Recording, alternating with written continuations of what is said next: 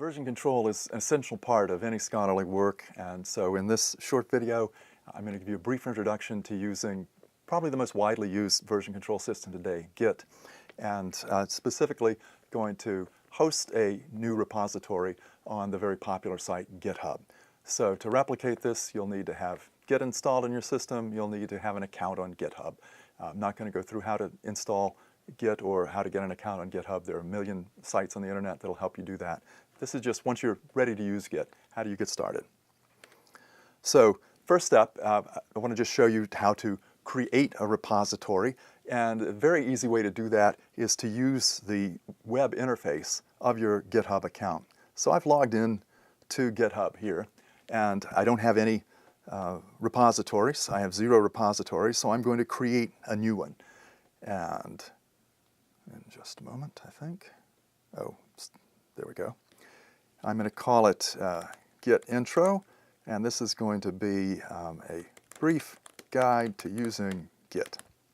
And here's a really significant thing I want to highlight. When you use the web interface in GitHub to create a repository, go ahead and check this box that's unchecked by default to initialize the repository. It'll make it possible for you to just clone and use the repository immediately from any other system. So we'll create a repository. And here we are looking at our repository, and it has in it one file called readme.md, and here's the contents of the readme file. You can see they just created the readme by taking the brief description and the name of the repository and putting it together. A repository is a place where you store files, and the idea of this distributed version control system is that you can have many copies of it, you can work simultaneously, different people can work simultaneously on multiple copies of it, and you can sync things back up easily, and the system, Git, will take care of resolving any differences and will silently merge things if you don't have conflicts. So it's terrific for collaborative work, as well as being invaluable for just tracking the history of everyone's work, any individual's contribution to any files in a repository. Well, now that I've created a repository, I want to be able to work with it on my local computer. And so the one-time action that you'll need to take is called cloning in Git. You'll clone a repository, and that'll create a complete replica on your local machine of the repository, in this case hosted on GitHub. And if you're hosting your repository on GitHub, you'll see this green button that has a link. I'm going to just copy that, and now I'm going to clone that. I'll highlight before I go to a terminal. I'm going to be using the git command, since you've installed Git on your system already, to carry out all of these actions from a terminal in my system. So let's go to a terminal. Let me change directory and do this right on my desktop. And in order to make an identical copy of that repository, the command is git clone, and then I'll just paste in the name that I copied from the web page. Now, if I look at my desktop, I should see that, oh, let's not see that. I should see there's a new folder called Git Intro, and it has exactly what was showing up in the website from GitHub. Or alternatively, here I can see that there's a new folder called Git Intro. To work in that folder with my Git commands, I need to be inside that folder. So I'm going to change directory into the repository that I just cloned.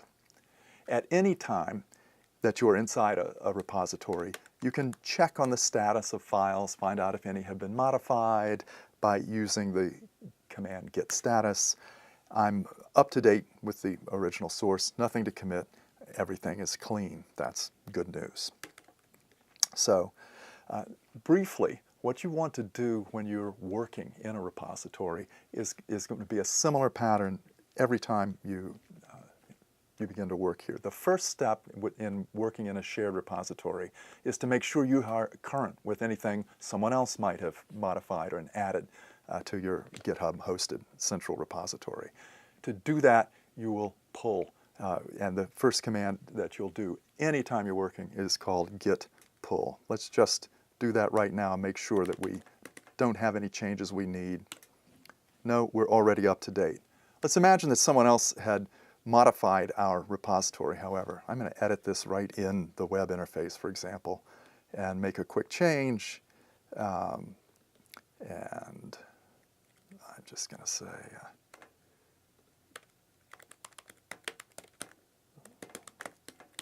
that I'm saving your changes back in the repository in Git is called committing them. So I've just committed that change. Now let me return to my local copy. I have the file README, and as far as Git's concerned, everything's fine. But what I want to do now is, before I begin work, pull, and it'll bring down any changes from the common source. And you can see that the file README was modified. So that's step one always when you're working in a Git repository. And then work away happily in your repository.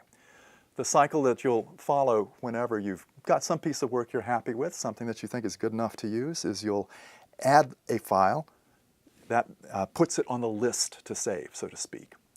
Committing the file is the term that Git uses for saving it in your local copy of the repository. And then pushing is the opposite of pull. Pulling brings changes down from the shared repository. Push puts those changes back up on the shared repository. So let's just briefly here do a little work in our shared repository. Let me just open a text editor on that real quickly and see if I can do something here. I'm going to just use this editor to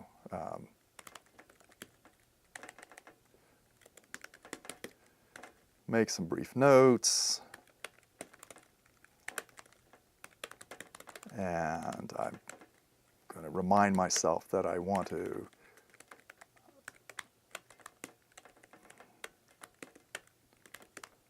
begin by pulling. Let's go back now in my command line. If I check on my Git status, I'll find out, wait a minute, I've got an untracked file.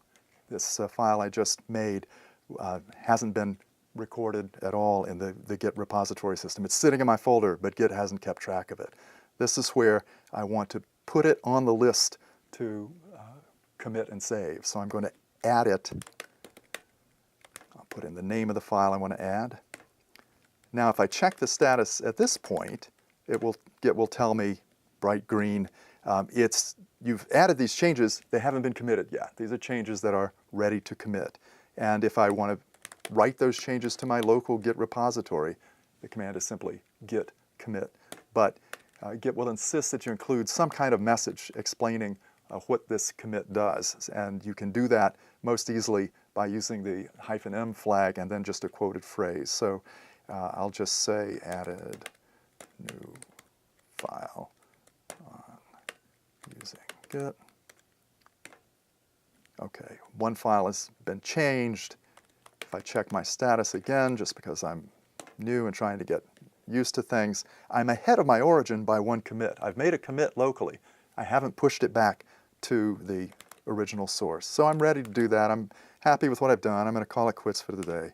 And I'm going to push that back up to the repository on the web at GitHub. Depending on how you've got yourself configured, you might be prompted for your GitHub name and password at that point. Let's get that out of the way.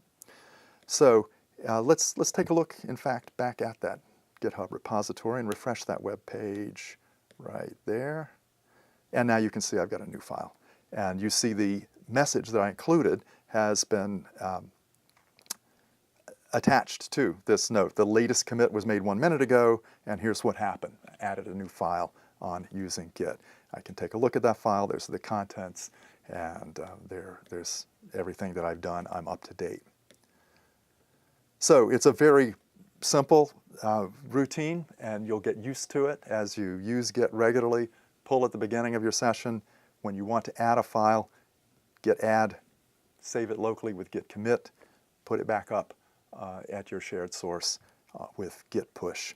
Anytime you want, you can check what's going on with Git status. And that will get you underway.